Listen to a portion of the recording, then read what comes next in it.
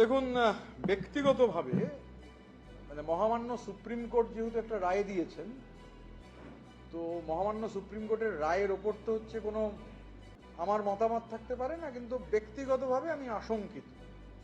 কেননা আমি এখনো বিশ্বাস করি যে ন্যূনতম সুযোগ পেলেই এই চার্টার্ড মাফিয়া তিনি আর দেশে ফিরবেন না। হ্যাঁ, কিছু শর্ত আরোপ করা হয়েছে, যেমন কোথায় কবে যাচ্ছেন, কবে ফিরছেন, কোন ফ্লাইট, মানে এন্টায়ার ফ্লাইট ডিটেলস।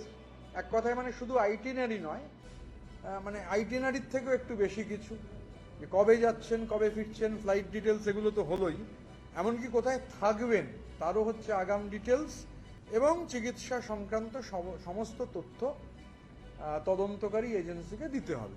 এটা সুপ্রিম কোর্টের রায়। এখন ডেফিনেটলি 3 সপ্তাহ আপনাকেও ওয়েট করতে হবে, আমাকেও ওয়েট করতে হবে। 3 সপ্তাহ বাদে যদি উনি ফেরেন তাহলে একরকম, যদি উনি না ফেরেন তাহলে আমার যেরকম আশঙ্কা রয়েছে সেই আশঙ্কা সত্যি বলে প্রমাণিত হতে পারে। আমি বারাসাতে একটা কাজে গেছিলাম, তো একটা অটোতে হঠাৎ চোখে পড়ল, লেখা রয়েছে সেটিংয়ের ফাঁদ পাতা ভুবনে, কোথায় কে ধরা পড়ে কে জানে।